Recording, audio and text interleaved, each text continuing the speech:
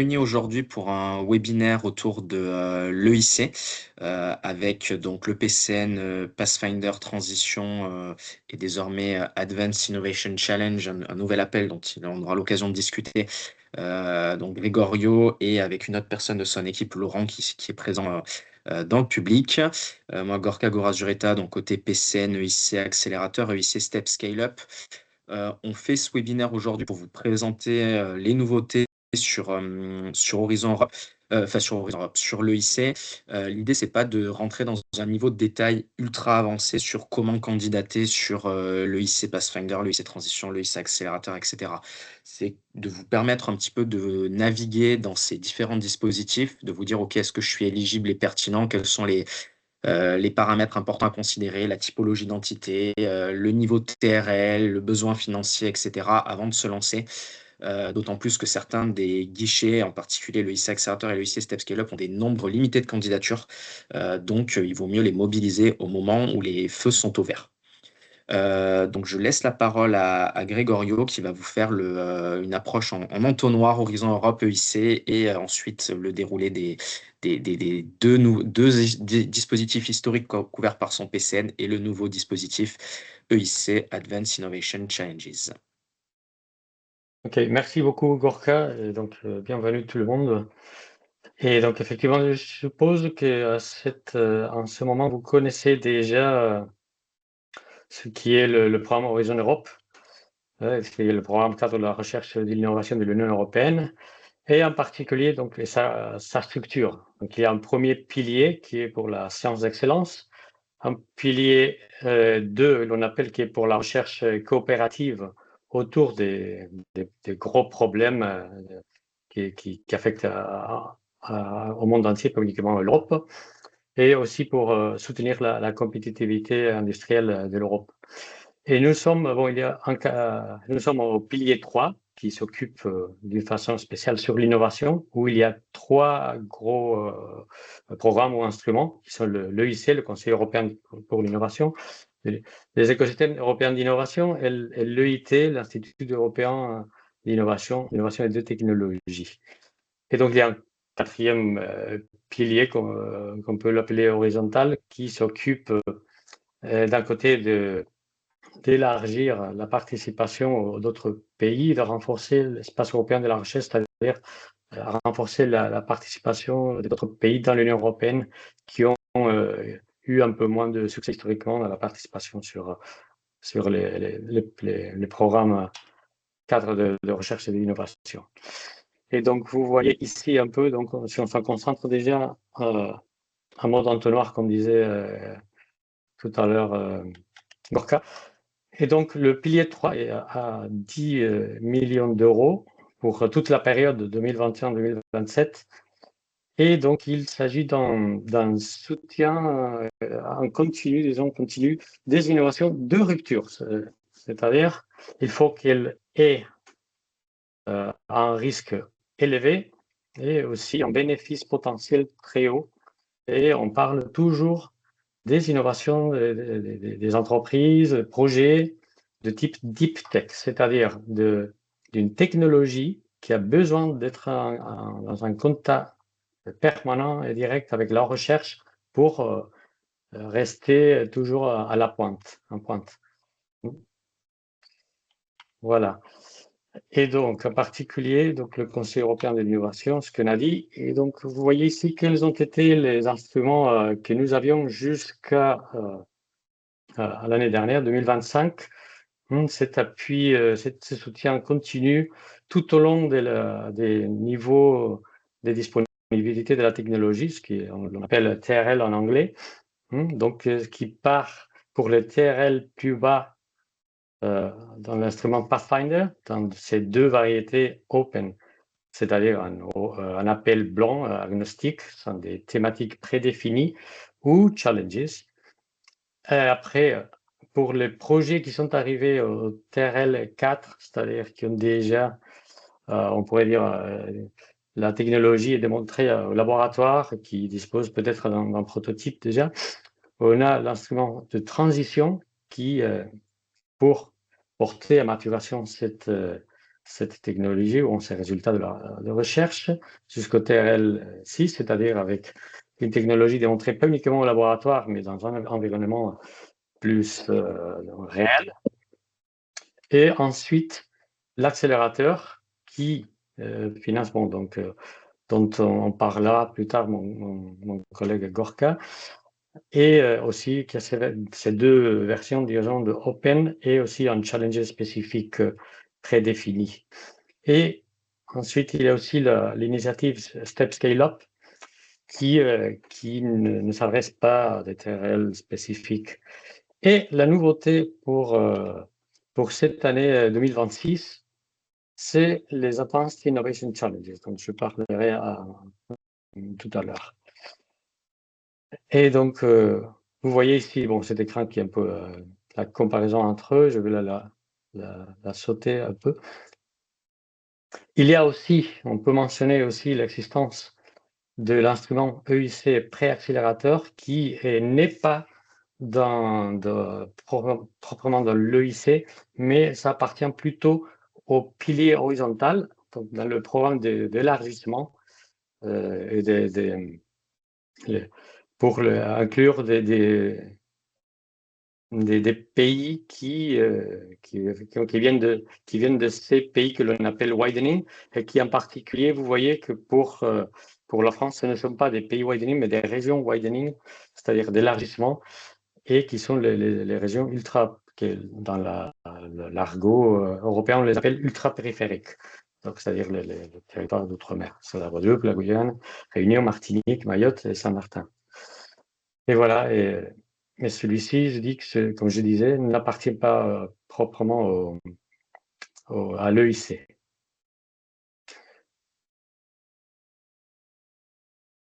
Et voilà, donc je continue. Donc, pour parler du premier instrument, on commence par les TRL plus bas, donc plutôt de la recherche. Et donc, l'objectif ici, c'est de soutenir une technologie, une vision à long terme, qui doit être une technologie de rupture, on parle radicalement nouvelle, comme c'est écrit, et qui a un potentiel d'impacter positivement l'économie, c'est-à-dire de créer peut-être des nouveaux marchés ou avoir un impact significatif sur des marchés existants ou sur la société, c'est-à-dire résoudre des problèmes, soit des types santé, environnement, etc., qui affectent pas uniquement l'Europe, mais à l'ensemble du monde.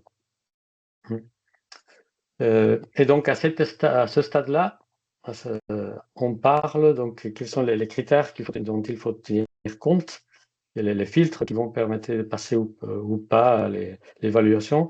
Donc, avoir une vision à long terme qui soit convaincante, une percée scientifique concrète, comme j'ai dit, de rupture. Et cette approche dont j'ai parlé tout à l'heure, de toujours, ça c'est une constante tout au long de l'EIC, de haut risque et au bien, avec bien sûr qu'il soit crédible. Dans ce cas, le Pathfinder, on parle, habituellement, il faut aller en consortium. On verra un peu plus tard les détails. Et donc, il faut s'assurer un consortium pour être capable de mettre ensemble des différentes disciplines. Donc, il faut que le consortium soit interdisciplinaire et que les compétences des partenaires soient complémentaires et qu'il mélange de façon idéale aussi des organismes de recherche, des universités et bien sûr des entreprises qui soient petites ou que ce soit des ETI ou des grands joueurs des marchés. Non. Et il faut garder aussi, prendre en compte le fait qu'il faut essayer d'intégrer des jeunes chercheurs prometteurs et, dans la mesure du possible, aussi l'équilibre des genres, parce que ça sera aussi, pas un critère d'évaluation, mais un critère pour briser l'égalité dans le cas existant. Donc apparemment, le Gorka, je crois que j'ai perdu le contrôle de la... Je vais essayer de le récupérer. Voilà. OK. Et donc, et voilà, donc les résultats attendus, donc c'est arrivé au TRL4, comme j'ai mentionné, c'est-à-dire d'un côté être capable de faire la preuve des concepts de la technologie, et peut-être d'avoir déjà un prototype qui fonctionne dans un laboratoire. Et il faut déjà envisager tout ce qui est en lien avec le marché, c'est-à-dire la protection de la propriété intellectuelle, envisagée on pourrait dire, un tout petit brouillon de plan d'exploitation. Aussi, être capable d'analyser quelles sont les possibles barrières de type réglementaire, des certifications de normalisation, peut-être aussi de l'acceptation sociale de ce qu'on veut développer. Euh, Et voilà. Et donc maintenant, on peut voir plus en détail de l'instrument, des caractéristiques de l'instrument. Donc que vous voyez, oui, donc les appels de 2026 vont être vont avoir pour l'appel Open 166 millions d'euros. Ça veut dire 24 millions d'euros plus que l'année 2025. Donc ça, bon, on n'attend pas que ça va améliorer le faible taux de succès qui était cette année de 2% uniquement, parce que le budget, comme vous voyez un peu plus en bas, monte de 3 millions d'euros à 4 millions d'euros par projet. Et donc, ça veut dire que les 24 millions d'augmentation du budget de l'appel sera compensé à peu près avec le fait aussi de l'augmentation de la taille des projets qu'on peut déposer.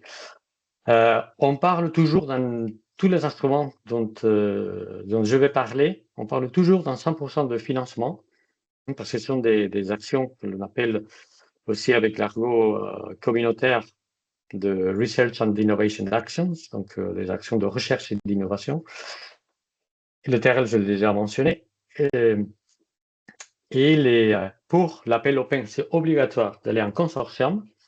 Tandis que pour l'appel Challenges, il y a aussi la possibilité d'aller, disons, tout seul en mono-bénéficiaire ou avec un petit consortium de uniquement deux partenaires de deux pays différents, soit au minimum un État membre et un pays associé. Et les consortiums, qu'on pourrait dire habituels ou normaux, ont besoin d'avoir au minimum entités de 3 pays différents, dont, et quand je parle de pays différents, ce sont des États membres ou associés, et dont aussi il faut absolument qu'un des membres appartienne à un État membre. Et pas, il ne suffit pas qu'il appartienne à un pays associé. La durée des projets, c'est entre 3 et 5 ans. Et les dates limites des appels donc pour l'Open sera très semblable, un peu plus tôt que 10 jours, plus tôt que cette année, 9 jours, c'est-à-dire le 12 mai. Et pour l'option Challenges, il s'agit comme j'ai dit tout à l'heure, des thématiques prédéfinies, qu'on va voir immédiatement. Et le budget est de 96 millions d'euros qui correspond aux 3 défis que je vais montrer tout de suite. Et la date limite, c'est à peu près la même de cette année, c'est-à-dire la fin octobre. Et voilà, et les critères d'évaluation sont toujours les mêmes pour tous les instruments de Horizon Europe, en fait, c'est-à-dire l'excellence de la recherche, de la technologie, l'impact attendu sur les marchés, sur la société, sur l'environnement, la santé, etc. Et la qualité de la mise en œuvre, c'est-à-dire l'équipe qui est en charge et comment va se dérouler le projet. Et donc, la nouveauté pour cette année, donc vous voyez que l'excellence est plus importante que les 2 autres facteurs. Et la nouveauté de cette année, c'est que l'excellence jusqu'à 2025 avait un poids de 60%, et les 2 autres de 20% chacun. Et cette année, le côté excellence a perdu un peu de poids, c'est réduit jusqu'à 50%, qui gagne l'impact. C'est ça que l'EIC cherche. Non, pas uniquement avoir une très bonne, quelque chose qui est très bon d'un point de vue scientifique ou technologique, mais aussi être capable effectivement d'améliorer la compétitivité, surtout de l'Europe dans le monde, et s'assurer effectivement que toutes ces recherches, toutes ces technologies soient vraiment exploitées. Voilà. Et donc, le Pathfinder Challenges, dont je parlais tout à l'heure. Donc, ça, comme j'ai dit, il y a des défis spécifiques qui sont définis par les program managers, les gestionnaires des programmes, et donc qui établissent des feuilles de route technologiques. Et donc, la sélection des projets dans le Pathfinder Challenges et aussi dans les Advanced Innovation Challenges dont je parlerai tout à l'heure, n'est pas basée exclusivement sur les 3 critères dont je viens de parler, mais aussi elle est influencée par l'existence pas l'existence, la composition plutôt d'un portfolio de projets sous la responsabilité de program manager.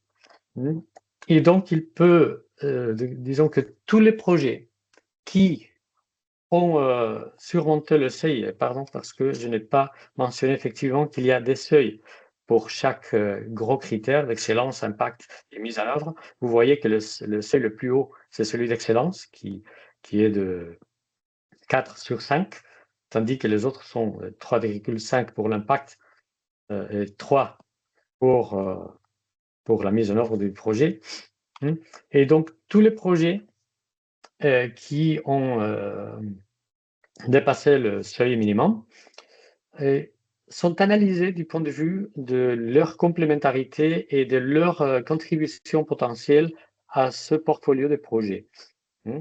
Et donc, il peut se passer qu'un projet soit retenu avec une qualification globale plus basse qu'un autre projet, avec une qualification, une note plus haute, mais qui peut-être offrait une vision semblable à un autre projet avec mieux noté que lui. Et par contre, oui, cet autre projet qui, d'un point de vue scientifique ou d'impact ou de gestion du projet, était moins excellent, mais qui par contre était peut-être plus original et donc qui avait une contribution différente au portfolio, donc il peut être retenu. Et voilà, et donc les 3 thématiques prévues pour l'appel 2026 sont sur les matériaux avancés disons pour le système de récolte d'énergie miniaturisé, la biotechnologie pour un vieillissement sain et donc le raisonnement profond, l'abstraction et la planification, bon, tout ça profond, vers des systèmes d'intelligence artificielle cognitive fiables, confiables, robustes. Et donc, vous voyez le budget qui est 96 millions d'euros, et donc ça veut dire que divisé par les trois thématiques d'une façon à peu près égale, ça donne 32 millions d'euros par thématique. Et donc, si on divise encore par les 4 millions à peu près par projet, donc ça nous donne qu'il y aura à peu près 8 projets financés par thématique. Ça peut dépendre aussi selon chaque thématique. Par exemple, cette année 2025, on n'a pas encore les résultats de cet appel qui a été clôturé il y a quelques semaines, mais par exemple, dans le défi qui était en lien avec la santé en 2025, la program manager parlait que peut-être elle envisageait de voir un peu moins de projets avec un peu plus d'argent parce que normalement dans le domaine de santé, la durée des projets devait être un peu plus longue pour assurer des bons résultats.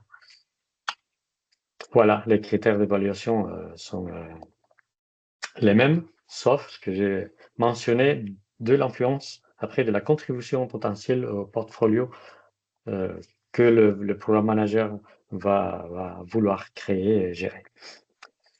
Et donc voilà, on passe alors au suivant de transition qui est déjà, on parle de TRL 4 à 6, c'est-à-dire de ce on l'appelait la vallée de la mort, c'est-à-dire parce que quand on parle de recherche, comme il y a encore une incertitude, donc on sera capable de trouver peut-être des fonds publics surtout qui vont essayer de corriger cette faïence du marché.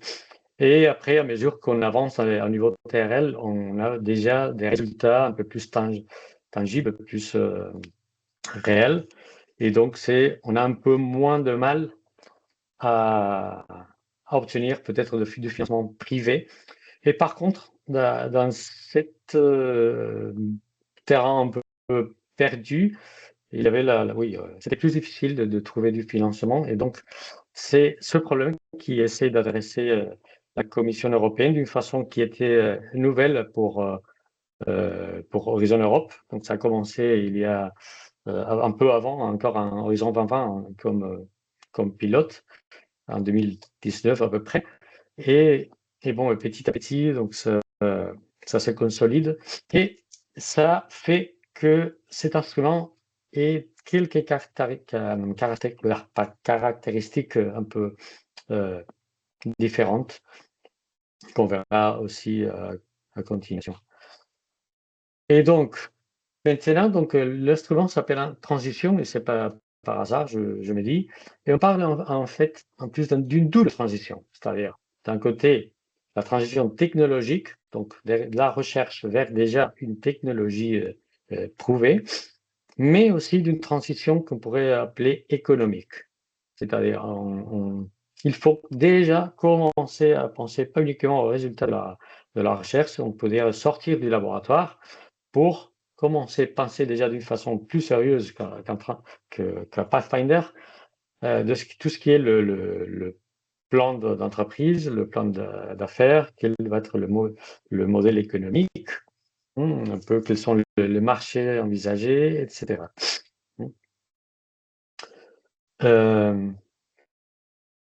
Et donc, quelle est la caractéristique spéciale de cet instrument dont je parlais tout à l'heure?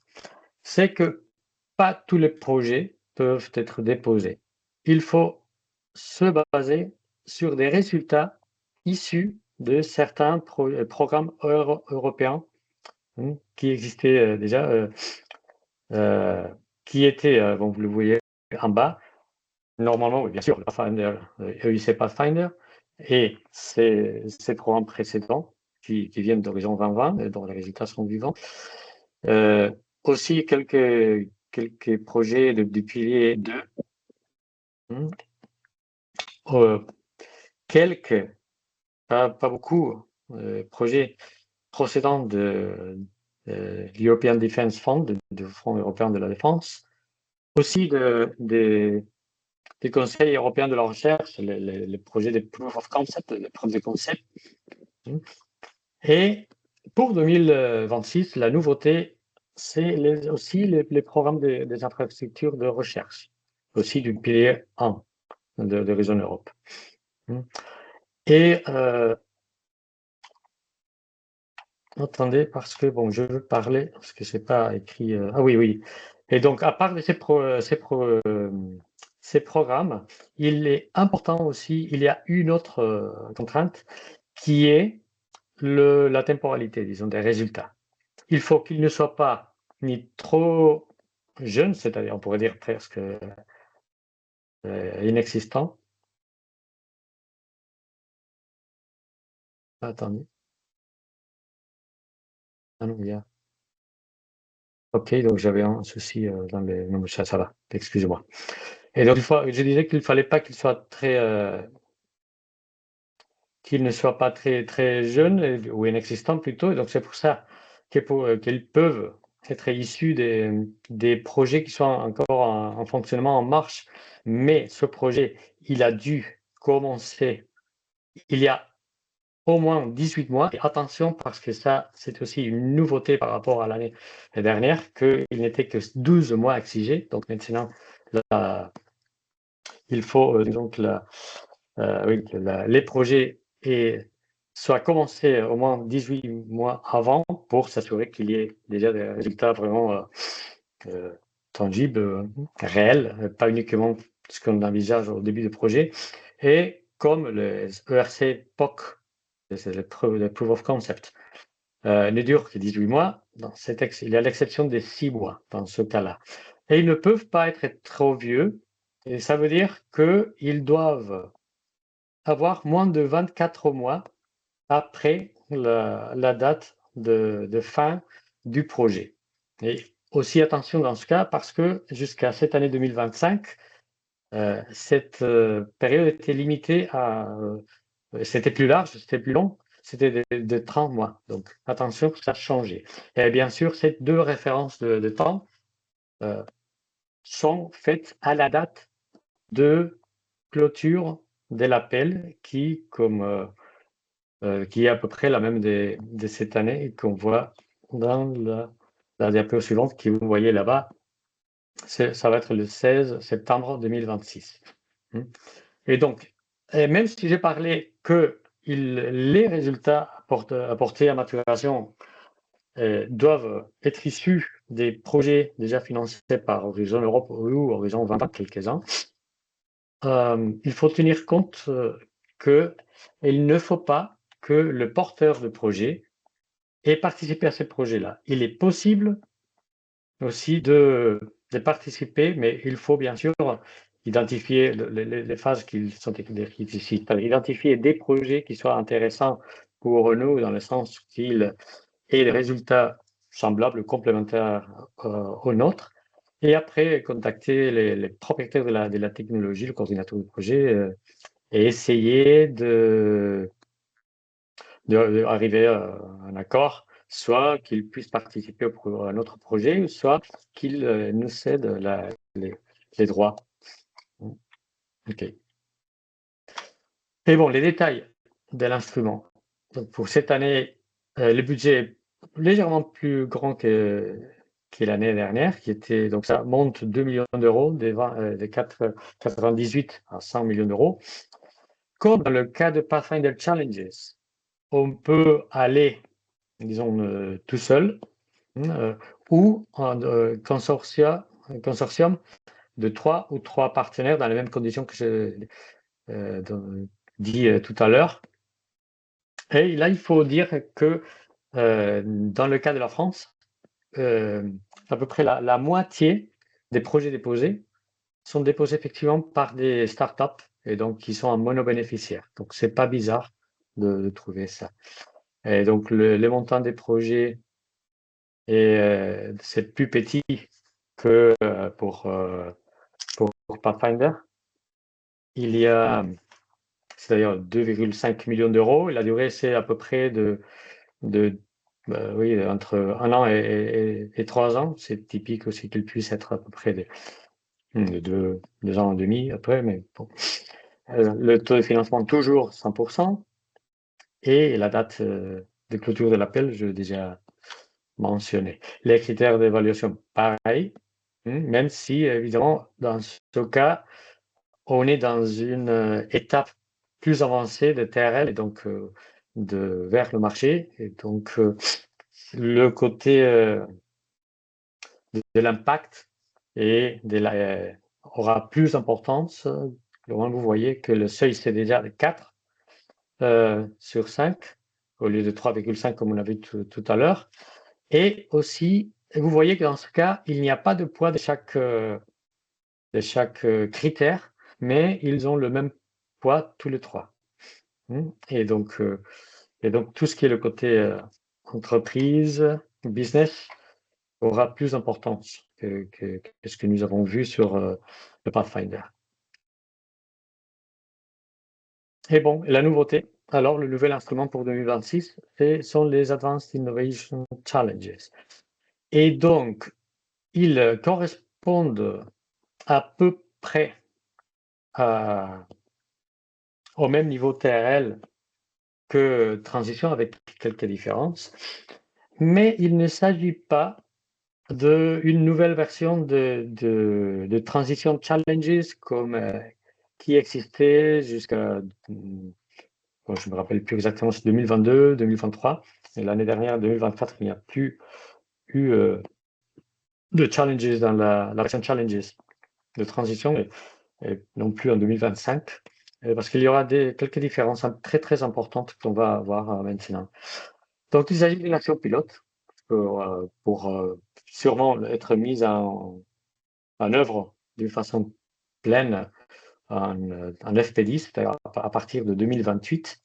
Et donc, la commission, ce qu'elle dit, c'est qu'ils essayent de vérifier effectivement jusqu'à quel point, avec cette méthode, elle peut arriver à avoir des cycles d'innovation plus efficients, c'est-à-dire accélérer un peu le schéma vers le marché et aussi assurer, dans la mesure que ce soit possible ou pas, une plus grande adoption par le marché des innovations développées. Et donc, on reste toujours des projets deep tech avec un potentiel de transformation, et c'est comme ça qu'ils ont choisi quels sont les défis, c'est-à-dire là, ce sont des domaines où il y a une recherche qu'on pourrait considérer déjà suffisante, mais avec pas beaucoup d'applications commerciales encore. Et pour assurer aussi l'adoption par le marché, ils veulent impliquer dès le début les utilisateurs finaux. C'est une des caractéristiques très importantes de cet instrument. Donc, au lieu, c'est un instrument dont la sélection va se faire en 2 étapes. Une première qui va être ouverte le 3 décembre de cette année déjà, pour sélectionner un nombre un peu plus large de ce qu'on voyait sur Pathfinder Challenges. Au lieu d'avoir 8 projets, dans ce cas, on parle de 10 projets qui seront plutôt des idées plutôt que des projets, des propositions, pour qu'ils fassent une étude de faisabilité pendant 9 mois, on parlera de ça plus tard, et des paragonnages, des comparaisons, de benchmarking, ces solutions proposées et disruptives, bien sûr, avec d'autres, et après faire dans la 2e étape, déjà en 2027, ça, donc elle n'est pas encore prévue dans cette programme de travail, elle est prévue, disons, mais elle n'est pas détaillée, pour faire déjà ce qui serait le projet de maturation, de développement et la preuve des solutions, et donc uniquement des 5 solutions les plus prometteuses parmi les 10 qui ont été sélectionnés pour la première phase. Et donc, comme les candidats peuvent être des organismes de recherche, des universités et des entreprises. Je n'ai pas mentionné, mais c'est important, que quand on parle d'aller en monobénéficiaire, c'est-à-dire aller tout seul, les grandes entreprises, y compris les entreprises à taille intermédiaire, ne sont pas éligibles. C'est-à-dire, si on veut aller tout seul, il faut être soit un organisme de recherche ou une université, ou une PME, une petite ou moyenne entreprise. Et voilà. Et donc, ici, on a les détails des 2 étapes. Donc, le budget de la première étape, il est très réduit pour 2026. Il n'est que 6 millions d'euros, parce que pour les 2 défis qui sont prévus, donc qu'on verra tout à l'heure, l'argent dédié à chaque projet sera de 300 000 euros, et donc ça sera une quantité fige. Il faudra pas demander de l'argent, il ne faudra pas nécessairement expliquer d'où ça sort, d'où ça vient cette quantité, parce que c'est une quantité prédéfinie par la commission. Parce que je n'ai pas mentionné, mais un des buts aussi de cette procédure, c'est de réduire la charge administrative. Donc, que tout puisse aller un peu plus vite. Dans cet intérêt de la commission pour avoir ces cycles d'innovation plus efficients, donc plus courts. Et donc, aussi pour réduire la charge administrative, c'est limité uniquement à mono-bénéficiaires. Comme ça, il n'y a pas de complications de chercher des partenaires, etc. Donc, il y a quelqu'un qui doit expliquer quelle est la proposition, qu'est-ce qu'il veut faire, etc. Donc, le taux de financement, toujours 100%. Et le TRL, donc, il faut avancer du TRL 4, déjà complété, donc avoir déjà vraiment une preuve de concept, et un prototype, etc. Donc, parce que transition était un peu plus flexible, et c'était 3 minimum accomplis.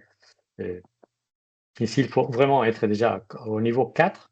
Et en revanche, on peut arriver, donc, c'est envisagé aussi on peut arriver même au TRL 6, mais on peut dépasser et arriver même jusqu'au TRL 7.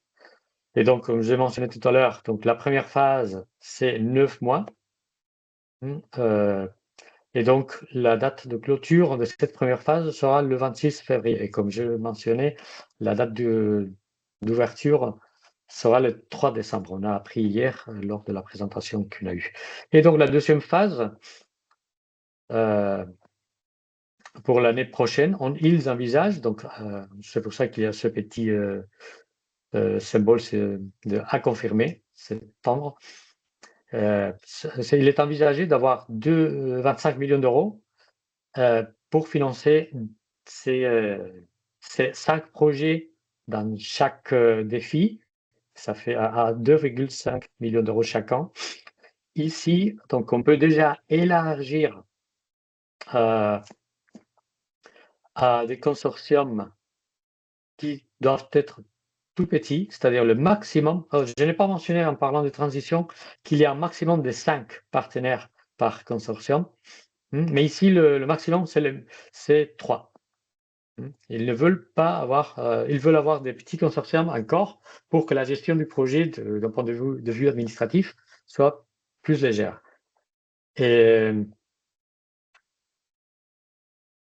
oui, et donc, la contrepartie est que là, par contre, puisque le consortium obligatoirement doit être plus petit, ça veut dire que la sous-traitance sera admise à des seuils plus élevés.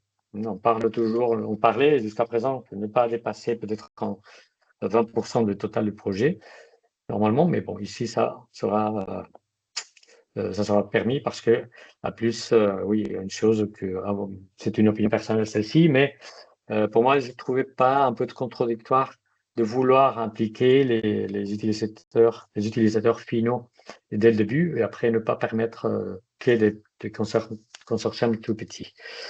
Et donc, cette deuxième phase aura lieu doit durer 2 ans et demi. Et la date limite sera le 18 juin de l'année, pas l'année prochaine 2026, mais 2027 déjà. Donc, parce qu'il faut bien sûr commencer, déposer le projet avant le 26 février de 2026. Après, il faut attendre quelques mois, 2-3 mois, peut-être un peu plus, pour avoir l'évaluation de cette première phase. Après, donc vraiment réaliser les projets pendant 9 mois. Et après, donc laisser un peu de temps aussi pour la préparation sûrement de la proposition pour la deuxième phase. Voilà. Comme il s'agit de challenges, donc les commentaires sont les mêmes que pour les Pathfinder Challenges, c'est-à-dire l'existence de portfolio géré par les Program Managers et le besoin qu'il y ait des approches complémentaires aux concurrents et donc encore la possibilité qu'il y ait des projets mieux notés qui finalement ne soient pas retenus. Et donc, voici les deux thématiques sélectionnées pour cette année, qui sont accélérer les systèmes, disons, d'intelligence artificielle physique, et donc en particulier les systèmes encastrés, disons, d'intelligence pour la robotique, avec quelques applications qui sont décrites, etc. Et donc, et après, oui, et l'autre, c'est dédié aux méthodologies de nouvelles approches dans la médecine, dans la pharmacie, c'est-à-dire les méthodologies, notre traduction de l'acronyme.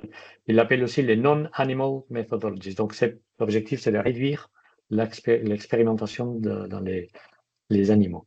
Et donc, les budgets que j'ai déjà mentionnés.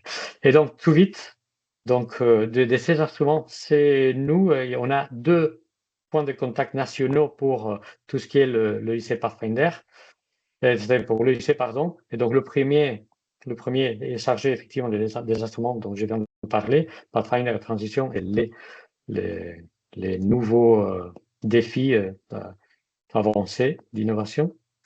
Et donc, notre point de contact, c'est ce qui s'occupe aussi des écosystèmes d'innovation européens. Et donc, nous sommes nous trois, moi-même, et donc mes 2 collègues, Chiara Molinelli et Laurent Voll. Et voilà, vous trouverez là-bas dans la présentation que vous pourrez télécharger plus tard. Donc, vous avez ici les liens que vous, bon, bien sûr, je me dis que vous connaissez déjà tous parce que vous êtes déjà inscrits à la, à la, au webinaire, bien sûr. Et donc, le type d'accompagnement que nous prêtons en tant que PCN, ce sont des webinaires comme celui-ci, de diffusion d'informations, de présentation des instruments, ce sera le premier niveau. Après, pour le porte-projet qui ont déjà quelque chose de plus spécifique, c'est l'accompagnement avec pouvoir répondre aux questions, quel est le positionnement du projet pour le montage, etc. Nous faisons aussi une analyse des résultats et quels sont les, les résultats de l'évaluation, des rapports d'évaluation parfois, si c'est nécessaire. Et aussi déjà, nous faisons un travail un peu plus en profondeur avec les coordinateurs, par exemple, de Pathfinder Open, qui veulent redéposer l'année suivante, où maintenant on est dans ce moment aussi en train de travailler sur des euros blancs pour les gens qui sont sélectionnés pour la 2e étape d'évaluation en transition dont je n'ai pas parlé, qui est une entretien. C'est-à-dire pour transition aussi, une autre preuve, disons, de cette transition, elle est aussi dans le point de vue économique ou d'affaires. On a un système un peu plus mixte aussi d'évaluation qui mélange d'un côté l'évaluation remote à distance classique par d'autres chercheurs, etc., que c'est le cas de Pathfinder. Mais ici, on introduit déjà l'élément de l'entretien avec un jury devant lequel il faut faire la présentation du projet qu'on veut, il faut le défendre. Donc, c'est un système mixte. Et voilà. Et donc, je passe déjà la parole à Gorka qui va nous parler des autres instruments. Merci beaucoup. Bonjour tout le monde. Donc, j'espère que vous voyez bien la slide. On verra bien si ça défile. Vous verrez là, il y a un QR code. Vous le retrouverez sur la partie EIC Step Scale Up. Vous pouvez le scanner. Ça vous envoie sur la page d'agenda. On a prévu un webinaire dans 2 jours où on va vraiment rentrer dans le détail du process de candidature sur l'EIC Accélérateur. Là, l'idée de la séquence, c'est vraiment de vous dire est-ce que je suis pertinent ou non pour y aller. Donc juste Grégorio ou Laurent, dites-moi si après les slides passent bien. Là, je viens de changer de slide, a priori, oui. Ok, super. Donc, le ISA Accélérateur, c'est un guichet qui, à la différence de beaucoup d'autres programmes européens, c'est un programme monobénéficiaire. Premier point assez différenciant, c'est un programme qui comporte de la subvention et ou de l'investissement. Donc ça, c'est un autre point original. L'EIC investit, prend des parts dans les sociétés via un fonds d'investissement qui s'appelle l'EIC Fond. Par contre, l'EIC n'investit pas seul. Il faudra toujours qu'il y ait des co-investisseurs et des investisseurs, enfin, un investisseur leader. Donc, si vous comptez le mobiliser en vous disant super, je vais aller chercher du purement non dilutif, ce n'est pas la philosophie du programme. Et même si je disais c'est de la subvention et ou de l'investissement, la modalité subvention seule, elle est extrêmement peu valorisée par l'EIC, dans le sens où c'est quelque chose qui est plus là parce que il y a le Royaume-Uni qui est éligible à l'EIC Accélérateur, mais ils ne sont pas éligibles à l'investissement, donc cette modalité existe, mais dans les faits, c'est pas quelque chose qui est facile à défendre. Et si vous êtes lauréat, en plus de l'argent, vous avez des Business Acceleration Services, comme dans le cadre des autres programmes de l'EIC. Et là, bah, voilà, ça va être des choses qui peuvent être sur de la mise en relation avec des investisseurs, des grands comptes. Ils ont des stands sur des grands salons internationaux sur lesquels vous pourrez en fait être présent pour bénéficier de cette visibilité et des coûts associés qui sont pris en charge. Donc, qui sont les structures éligibles à l'EIC Accélérateur? Donc, sur le papier, il y a marqué dans le work programme de l'EIC, les PME, enfin start-up PME, start-up n'ayant pas de définition légale, il faut regarder la définition légale d'une PME. Il y a les PME enfin ce qu'ils appellent les small mid caps. Donc, ce sont des PME, enfin des sociétés qui cochent toutes les cases de la PME, sauf sur la partie employée où elles peuvent être jusqu'à 500 employés, enfin 499. Dans le work programme, il est dit que les personnes seules peuvent candidater. Bon, c'est de la théorie. Il y a arriver à un niveau de maturité en termes de technologie, de business, et de pouvoir justifier de la nécessité d'aide de l'EIC en étant seul dans son coin, c'est quasi, enfin, on n'a jamais vu ça. Donc c'est une possibilité qui existe théoriquement, mais si vous êtes un porteur de projet seul dans votre coin, je pense que pour le moment, il faut plus s'orienter vers des financements nationaux et pas considérer l'EIC accélérateur. Les sociétés cotées en bourse, petite modification, sur le papier, elles étaient marquées comme étant éligibles. Désormais, elles ne sont éligibles que sous réserve d'être dans les thématiques STEP. On en parlera plus tard de STEP. Même si c'est une possibilité théorique, on le voit, il y a quelques lauréats sur les 700 et quelques, il doit y avoir 7 lauréats cotés en bourse. Mais on sait que ça pose problème. On l'a vu avec les candidats, enfin le candidat enfin le lauréat et les candidats français, c'est vraiment un point problématique. Donc si vous êtes coté en bourse, c'est quasi impossible de mobiliser le ISA accélérateur, même si le War Programme dit que non. Bon, sécurité économique, il peut y avoir des cas particuliers si vous êtes détenu par des entités étrangères ou quoi, à creuser. Si vous êtes dans ce cas-là, on pourra en discuter. Ça, c'était sur le bloc, on va dire, société. Et il y a la partie bloc projet. Donc, le projet qui fait l'objet de la candidature, parce que le IC Accélérateur est un financement mixte, subvention et investissement. Il y a l'idée c'est quand même une trajectoire de société qui est financée, hein. C'est pas, vous vendez pas juste un projet. Par contre, le projet, pour la partie subvention, il doit cocher un certain nombre de cases. Le projet doit être un TRL 6. Donc les TRL, on peut pas, nous, quand certains porteurs de projets nous contactent, et est-ce que vous pouvez me dire, je suis TRL combien? Le IC couvrant toutes les thématiques, nous, on n'est pas des spécialistes sectoriels. Vous regardez les guides enfin les échelles TRL qui peuvent exister déclinées sur des secteurs et vous vérifiez que vous êtes éligible. Donc, dans le cadre de l'EIC Accélérateur, il faut que toutes les sous-briques technologiques majeures du projet soient un TRL 5 validé, donc en gros en cours de TRL 6, et que le sursystème qui assemble toutes ces briques soit lui-même un TRL 5 validé, donc en cours de TRL 6. On a des porteurs de projets, ils viennent, ils font un peu la moyenne des TRL des différentes briques, ça ne fonctionne pas comme ça. Et vous êtes limité en nombre de candidatures. Donc là, il y a des sociétés potentiellement qui cochent toutes les cases précédemment, mais elles ont déjà candidaté à l'EIC Accélérateur 3 fois. Elles ne peuvent plus recandidater. Donc ces candidatures depuis 2024, et quelle que soit l'étape où vous avez pris un no-go, ça se compte. Et c'est pour ça qu'on est particulièrement, enfin, on peut déconseiller à des gens d'y aller, même si, on va dire, ils sont deep tech, etc. Parce qu'il y a une notion de temporalité assez forte. Il faut vraiment être dans tous les feux au vert. Là, j'ai le cas d'une société, ils y ont été alors qu'ils étaient peut-être un peu trop jeunes. Bah, ils ont épuisé deux jokers, il leur reste un dernier, et là, bah, ils savent que ça va être compliqué. Et malheureusement, ils n'ont pas voulu, enfin, ils ont pas voulu attendre au moment de candidater. Et ils se sont mis dans cette situation. Donc, vigilance, et vous pouvez avoir des gens autour de vous, voilà, qui sont sur le papier éligibles, mais dans les faits ont épuisé ce nombre de candidatures. Donc les projets, donc on attend de la deep tech comme sur le reste de l'EIC. Qu'est-ce qu'on appelle, nous, de la deep tech? C'est des projets qui sont pour la plupart issus des laboratoires de recherche académiques ou privés et qui ont ou des liens forts avec. Alors, c'est des faisceaux d'indices qu'on va chercher, c'est pas des critères durs, on va dire, mais bon. Dans on va dire la trajectoire de financement, généralement, c'est des sociétés qui ont déjà fortement mobilisé les aides fiscales, type crédit impôt recherche, entreprise innovante, etc.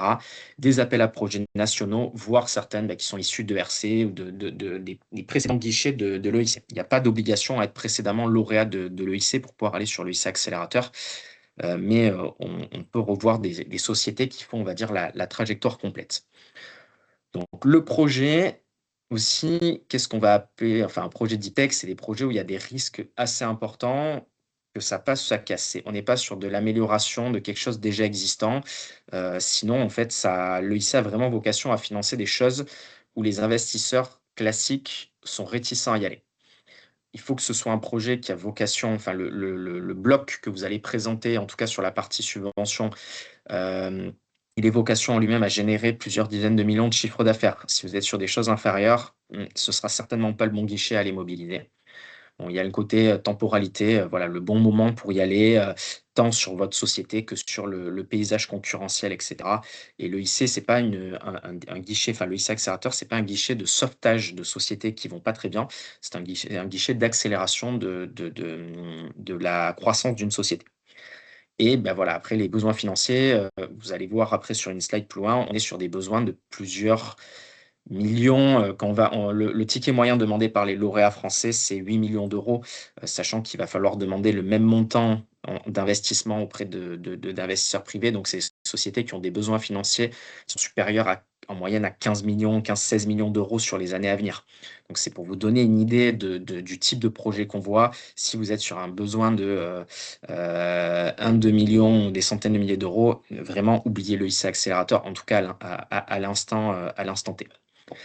Donc, il y a une part du budget sur des appels open, d'autres sur des appels dits challenge. Les challenges sont renouvelés chaque année.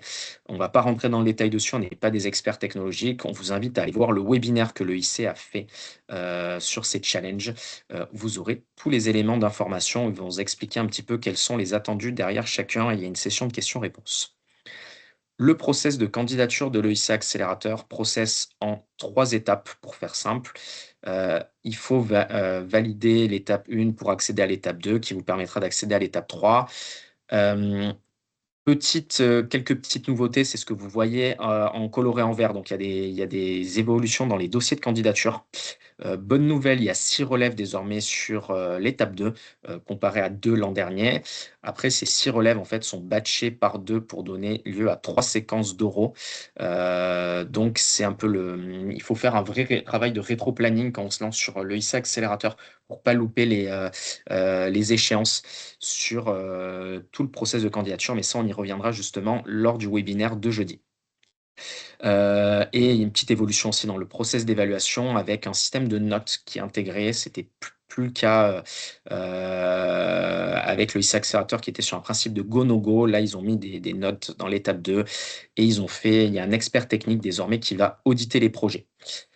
Donc voilà un petit peu les petit récap des changements, petit point de vigilance sur la date de l'heure de relève de l'étape 1 qui a changé, qui est passée à 17h. Un point à vous évoquer, alors c'est pas encore acté parce qu'on a des gens qui commencent à s'intéresser à l'EIC Accélérateur qui sont dans la défense, mais l'EIC Accélérateur ne finance pas encore la défense. Mais ça pourrait venir. En fait, il y a dans le work programme une mention de la directive Omnibus Défense que la Commission européenne est actuellement en train de discuter. Si cette directive Omnibus est adoptée, ça ouvre la voie à la possibilité pour l'EIC de financer du dual et du défense. Donc, dans les faits, en fait, le dual, il y a déjà de nombreux candidats qui sont dans ce cas de figure. Quand on finance de la deep tech, il y a souvent du dual. Et quand on finance en plus avec de l'investissement, on prend des parts d'une société. Et derrière la société, elle peut être en train de développer des applications, enfin d'autres verticales. Donc, ce sera plus une officialisation d'un état de fait si la directive Omnibus est adoptée, derrière le programme de travail est amendé. Par contre, sur le côté défense, là, ça ouvrira vraiment la voie à la possibilité de les financer. Ce sera sur du pur investissement. Donc là, juste un petite compilation qu'on a fait des lauréats français pour vous montrer un peu le profil type. Donc voilà, et nous, quand on rencontre des sociétés qui ont moins d'un an ou quoi, qui sont là, je vais aller chercher le IC accélérateur, ça allume un certain nombre de warnings quand vous comparez avec voilà, le profil type du lauréat ou qu'il n'y a pas eu de mobilisation de certains guichets nationaux par le passé ou de levée de fonds. Je vois une question sur le coaching. Le coaching, en fait, c'est lorsque vous passez l'étape 1, l'EIC donne accès à la possibilité d'avoir accès à une plateforme où il y a des évaluateurs qui se sont référencés. C'est ces gens-là, c'est pas de l'EN ou quoi, c'est des évaluateurs qui se sont référencés sur la plateforme de l'EIC et la société en contacte plusieurs et elle va faire des points avec. Elle va en sélectionner un dans le lot qui sera payé par l'EIC pour accompagner la société. Et c'est un côté, ça n'a pas vocation à servir de pseudo-consultant qui va vous challenger dans le montage enfin, dans la rédaction du dossier ou quoi. C'est plus du côté de l'expertise thématique, sectorielle, sur des essais cliniques ou des choses comme ça. Donc là, une compilation des résultats. Donc la France a longtemps été première, on vient de passer second. L'Allemagne est passée devant à un peu plus de lauréats. Après, on est toujours premier sur la part captée. Un petit récap sur les différents taux de succès des étapes. Et voilà, je vous disais, le montant de financement, on est sur un guichet qui a des vocations à injecter plusieurs millions d'euros. Et donc, grosso modo, vous considérez que sur ces montants-là, vous enlevez 2 millions, ça va être la partie subvention. Il reste 6 millions de partie investissement. Il faut faire un x2 parce que le IC ne met jamais plus de 50% tout seul. Donc, on est sur des besoins financiers très conséquents. L'EIC Step Scale Up. Donc là, de nouveau, le QR code qui vous envoie sur notre webinaire de jeudi. Donc, on retrouve là du financement, c'est que de l'investissement, on oublie la partie subvention, 10 à 30 millions d'euros qui est injecté dans les lauréats pour des levées de fonds qui ont vocation à être entre 50 et 150 millions d'euros. Donc, on est vraiment sur des sociétés qui sont dans une dynamique de scale-up. Alors, sur le principe, ils cherchent de 50 à 150 millions d'euros. Là, on a vu un lauréat Infinite Orbits qui vient d'annoncer une levée de fonds à une quarantaine de millions d'euros. Donc, on est sur un montant un peu plus faible que ce qui était envisagé par l'EIC. Donc, on va dire il y a des tolérances, mais c'est quand même un peu la fenêtre d'investissement qui est attendue. Donc, STEP, pour dire un petit peu ce que c'est, qui était évoqué précédemment, c'est une grande politique européenne, Strategic Technologies for Europe Platform. Vous avez donc 3 grands domaines: Digital Technologies and Deep Tech Innovations, Clean and Resource Efficient Technologies and Biotechnologies. Il faut rentrer dans ces 3 domaines pour pouvoir avoir la possibilité de candidater à ce guichet-là. Donc voilà, vigilance, c'est pas ouvert à tout le monde. Et le Deep Tech, Deep Tech, on a des gens qui sont labellisés Deep Tech par BPI France, ça ne vaut pas grand-chose aux yeux de l'EIC. Et même le côté, je suis lauréat EIC accélérateur, donc je suis Deep Tech. Ça ne veut pas dire qu'on est Deep Tech au sens STEP où ils l'entendent. Après, en relisant le Work Programme, on se rend compte qu'il y a une voie d'ouverture en fait dans le Digital and Deep Tech Innovation. Il y a une sorte de concept un peu fourre-tout dans le programme, dans le Work Programme de l'EIC qui pourrait rendre pas mal de candidats éligibles, mais on va voir en fait ce que ça va donner. Mais voilà, vigilance, c'est vraiment pas ouvert à tous sur les domaines technologiques. Ensuite, bon, le candidat, grosso modo, c'est à peu près les mêmes choses que le ISA accélérateur, si ce n'est point de vigilance sur la sécurité économique. Voilà, c'est pour des projets qui sont considérés comme plus stratégiques pour l'Europe que ceux de l'ISA accélérateur. Donc, il y aura on va dire un regard un peu plus poussé qui sera porté. Sur le TRL, sur le papier, il n'y a aucune attendue. Enfin, il n'y a aucun attendu. Toutefois, on voit que c'est plutôt la même gamme, si ce n'est plus haut que le lycée accélérateur. Si vous êtes plus bas, on a vu des candidats qui étaient sur des briques techno qui étaient un peu plus basses que ce qui était attendu par exemple, pour le lycée accélérateur, et les candidats leur disaient, enfin les évaluateurs, peut-être aller voir le lycée accélérateur dans quelques mois et le lycée Step Scale Up, en gros, laissez-le pour des gens qui sont vraiment dans une phase plus avancée, même si vos besoins de financement collent davantage à le lycée Step Scale Up. Quand vous candidatez, grosso modo, faudrait déjà avoir fait une levée de fonds. Il faut arriver avec une lettre d'engagement de 20% de la levée de fonds que vous comptez faire. Donc ça, c'est assez contraignant. On a pas mal de candidats qui se cassent les dents, on va dire, sur ce point-là.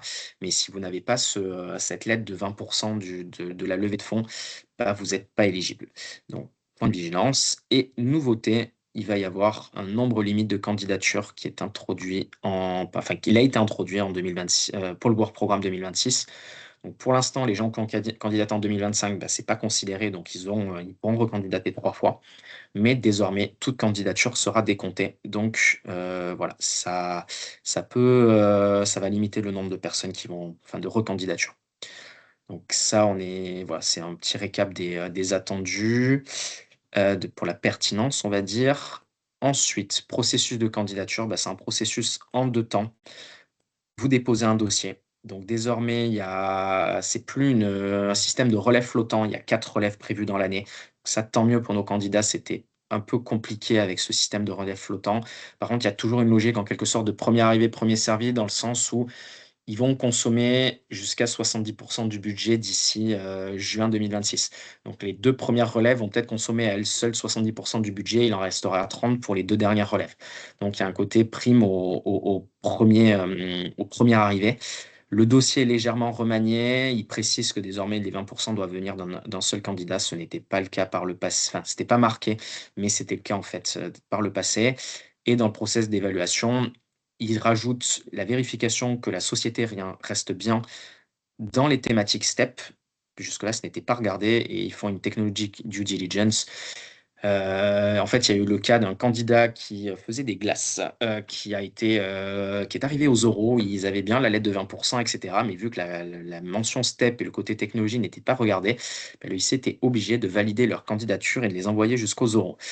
Donc désormais, il y a des contrôles préalables qui sont faits pour éviter ce genre de cas de figure. Et les oraux, bah, c'est un peu comme sur le lycée accélérateur. 10 minutes de pitch, le lycée accélérateur, c'est un peu moins de temps de questions-réponses, mais voilà.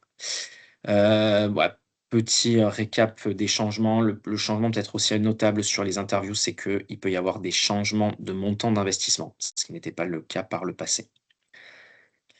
Donc l'équipe pour le PCN EIC Accélérateur. On est 6, mais bon, en fait, on est sur le papier, enfin 6 comme vous voyez là, mais 2,6 équivalents temps plein.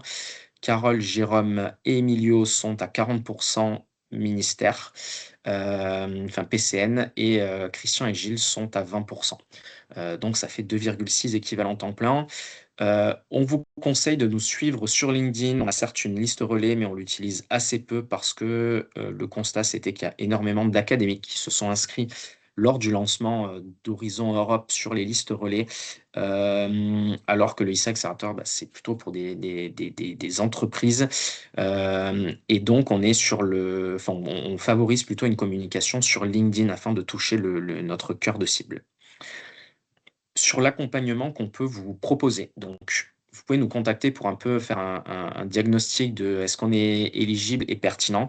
On va d'abord quand même, enfin, regarder bien les ressources qu'on a pu mettre en ligne, le profil des lauréats, et cetera. Parce qu'on est beaucoup, enfin, on reçoit énormément de sollicitations, donc c'est dur sinon on va dire d'accompagner tout le monde. Le côté accompagnement, quand vous avez des questions sur le montage, on peut vous accompagner. Toutefois, on ne fait pas le travail de consultant, on ne va pas être là non plus à vous prendre par la main. On est incapable de faire ça. Comme je disais, on est 2,6 équivalents temps plein sur une relève. En 2025, une relève de l'EIC Accélérateur, c'est une centaine de candidats français. On est juste incapable si tout le monde commence à nous poser des questions pour lesquelles il y a des réponses sur Internet, on ne s'en sort pas. Donc, on a tendance à vous renvoyer sur des ressources quand les réponses existent. En termes de préparation, on fait des ateliers de relecture. Ça doit être mis en place au niveau régional. On ne peut pas le porter là encore de notre côté. Donc, il y a certaines régions qui sont très actives. Je pense à Auvergne-Rhône-Alpes Auvergne-Rhône-Alpes avec l'agence Auvergne-Rhône-Alpes Entreprises, mais ce n'est pas le cas dans toutes les régions. Les oraux blancs, ça, on en organise et c'est nous qui invitons les EN à y prendre part. Donc ça, c'est juste dans les semaines qui précèdent les séquences d'oraux et on essaie de suivre les lauréats parce que, bah, il y a des questions qui peuvent se poser sur, est-ce qu'on est, il peuvent y avoir des petits problèmes avec le lycée ou des choses comme ça. Donc quelques aides financières à vous évoquer pour le montage des dossiers. Donc l'ANR met en place le MRSEI, c'est pour, voilà, les acteurs publics qui seraient coordinateurs sur des projets. BPI France met en place deux dispositifs, Diag Europe, Diag PTI. Donc là, c'est pour les acteurs privés, un pour les projets monobénéficiaires et l'autre pour les projets collaboratifs. Projets collaboratifs EIC, enfin EIC au pilier 2 d'Horizon Europe. Et ensuite, il y a les régions qui sont plusieurs à proposer des guichets. Donc là, allez voir sur notre site, on a essayé de compiler toutes les aides régionales au mieux pour que vous puissiez les mobiliser si vous préférez passer par les régions. Deux petits points à vous évoquer. Le IC, à côté de ces grands programmes financiers, il y a des prix pour les capitales, enfin les villes innovantes. Il y a quelques années, il y avait eu Aix-Marseille Métropole qui avait été lauréat. Cette année, il y a Grenoble qui est dans les finalistes de l'un de ces deux prix. Et vous avez des prix pour soutenir les femmes entrepreneuses. Donc voilà, ça existe. Après, on les couvre pas particulièrement parce que les montants en cumulé, ça va faire 320 000 euros sur l'un des prix, 300 000 de l'autre. Donc vous avez 600 000 euros au global. On est, nous, voilà, quand vous regardez les budgets sur nos programmes, voilà, on va dire il y a d'autres priorités en termes d'accompagnement à fournir et où on aura plus de valeur ajoutée. Donc voilà, on arrive à la fin de la partie présentation. Il nous reste donc du temps pour faire une session questions-réponses. Donc là, si vous avez des questions, n'hésitez pas à lever la main, on pourra activer votre micro. Il y a eu des questions qui ont été posées dans le chat, mais je pense qu'on a répondu à tout le monde. Donc on vous laisse. La parole est à vous.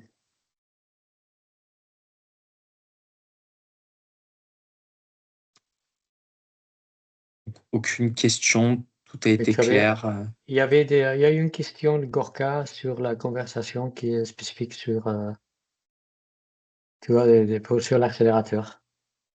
La dernière sur la step 1, mais Oui, j'ai donné la réponse à l'oral. Là, c'est du OK. coaching sur les coachs Mmh. sélectionnés par le IC, c'est pas les EN du tout là-dedans. OK. S'il n'y a pas de questions, on va couper la séquence, hein. Il n'y a pas de. Les micros des participants étaient coupés, mais enfin, étaient pas actionnables. Ils le sont à présent. Donc, si quelqu'un a une question, il peut. Mmh. Ou sinon lever la main en tout cas pour, organiser un peu la discussion, si jamais il y en a, bien sûr.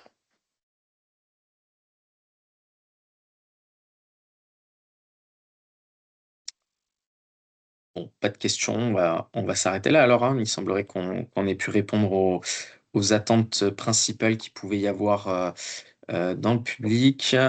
Pour ceux qui s'intéressent plus particulièrement à l'EIC Accélérateur, écoutez, on se retrouve jeudi pour rentrer vraiment dans le détail du comment candidater à ce guichet. Enfin là, le replay sera posté. Liste publique des projets candidats. Non, les projets candidats, c'est confidentiel. Et les projets lauréats, sur l'EIC Accélérateur, oui. Dans la présentation, il y a un lien qui renvoie on a fait 2 pages qui renvoient sur les bases de données de la Commission européenne où il y a les lauréats du côté français, d'un autre côté, enfin une carte interactive avec les lauréats français, une carte interactive avec tous les lauréats.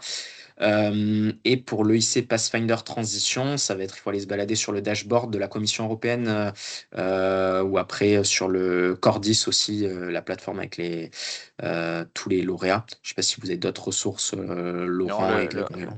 alors juste peut-être dire que le dashboard, je suis pas sûr qu'il soit bien à jour concernant le Pathfinder. Et en tout cas, il n'y a pas le transition. Donc le mieux, c'est d'aller en effet sur le portail ou sur Cordis ou sur le portail Funding and Tender en allant regarder dans les calls passés, EIC Pathfinder ou EIC Transition. En bas, il y a la liste de tous les projets. Je crois qu'il y a une question. Oui, donc il y a quelqu'un qui a levé la main. Alors, le critère de sécurité économique, en gros, les sociétés qui candidatent, qui seront sur le challenge sur les Critical Raw Materials de l'EIC Accélérateur, il faudra qu'elles fassent une déclaration de contrôle, enfin Ownership Control Assessment. Donc là, en fait, les sociétés qui seraient détenues par des entités étrangères sont exclues. Dans STEP, pareil, s'il y a des sociétés qui ont une part assez importante de la table de capitalisation qui est détenue par des acteurs, extra-européens, ça va poser problème et les sociétés cotées en bourse, bah, sur le principe, en fait, si vous rentrez dans les thématiques STEP, vous êtes éligible. Nous, de ce qu'on voit, c'est que, en fait, pour l'EIC, c'est compliqué, enfin, le IC Fund, c'est compliqué d'investir dans les sociétés cotées en bourse. Donc, ils n'ont tendance à le faire que dans les écosystèmes où l'écosystème d'investisseurs de VC est assez peu développé, type l'Europe de l'Est. Donc, les sociétés, assez rapidement, si elles veulent avoir accès à des financements, elles doivent passer par la bourse. Mais ils considèrent que, par exemple, en Europe de l'Ouest, l'écosystème VC est assez développé, donc les sociétés n'ont pas. Enfin, la bourse arriverait après des séquences de levée de fonds avec des investisseurs, et donc ils ont tendance à pas vouloir backer ce type de société, même si sur le papier, elles sont avant pleinement éligibles et désormais éligibles sous réserve de tomber dans les thématiques STEP. Donc, il y a Frank Grison qui a levé la main. Donc, Frank, vous pouvez parler ou pas? Parce que... Si, normalement, caméra et micro sont activables.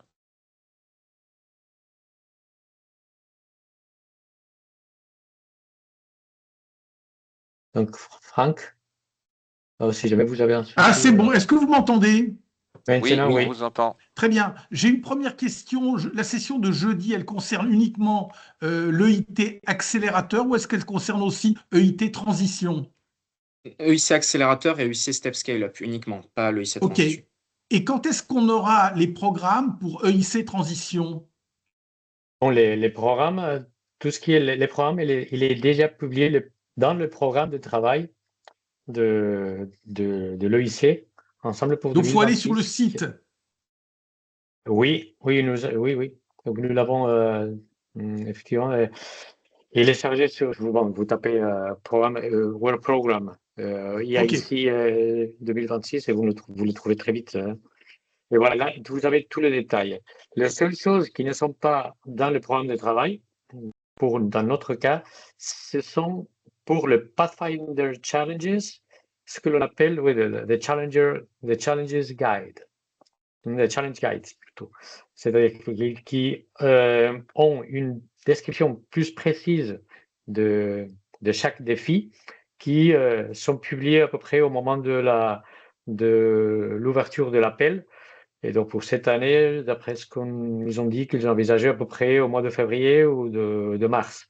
Mais tout le reste, en ce qui concerne les transitions, les Advanced Innovation Challenges et Pathfinder Open, tout le reste est dans le programme de travail. Il n'y a pas d'autres documents. OK. Merci.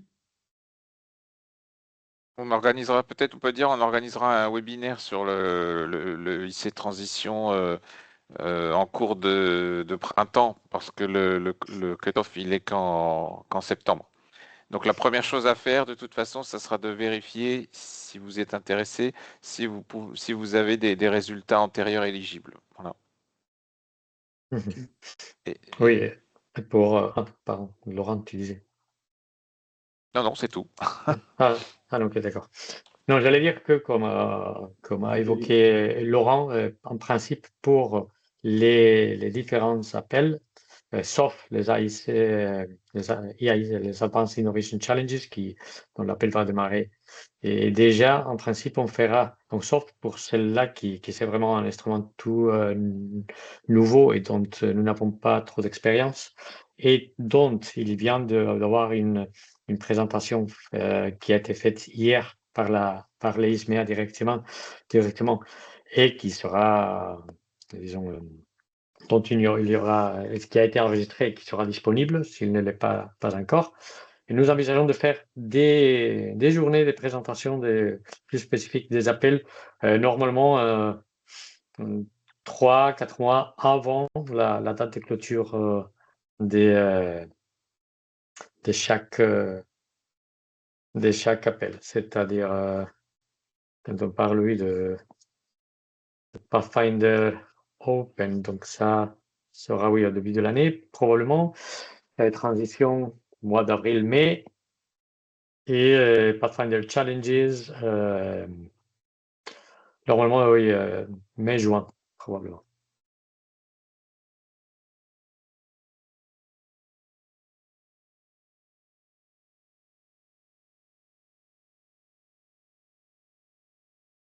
Pas d'autres questions. Dans le chat, pour ceux qui regardent, j'ai mis les différentes choses dont on parlait sur la partie lauréats. Donc, vous avez le dashboard de la Commission européenne. C'est là où vous pouvez vraiment retrouver tous les lauréats, mais c'est pas forcément facile à prendre en main. Et ensuite, nous, on avait fait donc, il y avait un article lauréat EIC Step Scale Up, un article lauréat EIC Accélérateur et un article les lauréats français de l'EIC Step Scale Up, où j'essaie progressivement de, on va dire, caractériser chacun avec leur trajectoire de financement et tout pour que les gens puissent se projeter et voir un petit peu à quoi ressemble un lauréat EIC Accélérateur. Pas d'autres questions. S'il y a une question, écrivez-la rapidement, sinon on va couper l'enregistrement. Ok, ben merci André. Bon, ben on va s'arrêter là. Merci à tous d'avoir participé à cette séquence. On espère vous revoir ben, bientôt dans les process de candidature de l'EIC. Ça voudra dire on a touché notre cible et on a déjà intéressé et dans les starting blocks pour y aller. La présentation, enfin, je pense que ça va être Laurent qui va gérer l'envoi aux participants. Je vais m'occuper de la partie post-replay du webinaire sur YouTube. Et donc, dès que tout sera fait, on pourra vous envoyer les éléments que vous puissiez les revisionner si nécessaire. Ben, merci tout le monde. Si Grégorio, Laurent, vous avez quelque chose à dire, allez-y. Non. Mais Non, merci tout le uniquement, oui, monde. remercier les participants et donc effectivement se mettre à disposition après pour jamais effectivement pour les autres informations et surtout pour la phase de préparation des propositions. Excusez-moi, dernière question. Moi, je parle de l'Advanced Innovation Challenge. Est-ce qu'on peut le voir actuellement sur le site? Elle a été hier et donc je ne sais pas si elle est disponible déjà parce que ça dépend pas de nous évidemment, mais de la Commission européenne. Vous parlez du replay du webinaire ou vous parlez d'un Non, article? je parle du programme Advanced Innovation Challenge étape 1. Alors, on n'a pas Oui. encore d'article publié sur notre site. Donc, Non, mais mais on peut vous donner le lien sur les informations qu'il y a sur le site en anglais de l'ISMEA. Oui, mais le seul document, je répète, c'est le programme de travail de l'ensemble du Conseil européen d'innovation, de l'EIC, qui comprend tous les instruments, Pathfinder, Transition, Advanced Innovation Challenges, Accelerator, et Step Scale Up. Et les autres, le prix extra qui a aussi mentionné Gorka tout à l'heure. Donc, On vous a c'est mis dans le seul document. on vous a mis j'ai mis dans le chat là, ils ont fait un webinaire hier après-midi de ce que me disait Laurent, donc j'ai retrouvé, il y a le replay qui est accessible, donc vous avez le lien vers ce replay. Vous avez le mini-site qui est dédié sur le programme sur le site de la Commission européenne, et sinon, comme ils disent, vous allez sur le programme de travail global de l'EIC, et c'est là, il y a différents chapitres, et il y a un chapitre Advanced Innovation Challenges. Oui, Gordana. J'ai une question quand même, parce que j'ai écouté hier le webinaire de Bruxelles, mais je n'ai pas compris où on peut, est-ce qu'on peut déjà trouver le template pour l'Advanced Innovation Challenges? Le 3 décembre, il sera publié. OK, merci. Parce que normalement, la date d'ouverture de l'appel. C'est là l'ouverture. OK, merci beaucoup. Et Gordana, par contre, je me permets, hein, Grégorio, oui, oui. J'ai répondu sur le chat tout à l'heure pendant que tu parlais. Il y aura, on y reviendra, mais il y aura une petite subtilité sur Grégorio l'a mentionné, sur les lump sum. Donc, donc même si il y a une petite erreur sur les slides de la commission, ils ont mis comme illustration le template transition, mais c'est bien un template spécifique qu'il faudra utiliser. Voilà, donc faire bien attention. Donc, si vous êtes intéressé par l'Advanced Innovation Oui. Challenge, OK. n'utilisez Attendre-le. pas, attendez le 3 décembre pour 3 utiliser le bon décembre. template et non pas le Oui. template du transition. Oh, il y avait plusieurs erreurs. Il y avait des erreurs dans les réponses l'autre jour, la dernière semaine, très grave. The head of units, mais c'est pas grave. Oui, Dans tous les cas, parfois, vous restez mieux et meilleur que les gens à Bruxelles. on Ça, je dira vous, qu'ils ça, je on vous dira qu'ils répète, répondent parfois à côté. ça, je vous répète déjà plusieurs fois. Merci. Oui, merci. Merci. Bon, par rapport à la question de tout à l'heure de Franck, donc je viens de jeter aussi de mettre à la conversation le lien directement au site, à la page web où se trouve le programme de travail EIC 2026 dont on a parlé aujourd'hui.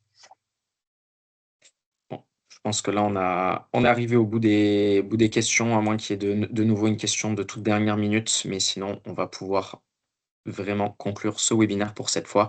Merci tout le monde. Voilà, n'hésitez pas à nous contacter, surtout suivez-nous sur LinkedIn pour avoir les dernières actualités, tout ce qu'il y a, les petits changements, etc. Et les replays potentiellement vont être postés là. Merci tout le monde. Au revoir. Au revoir. Merci.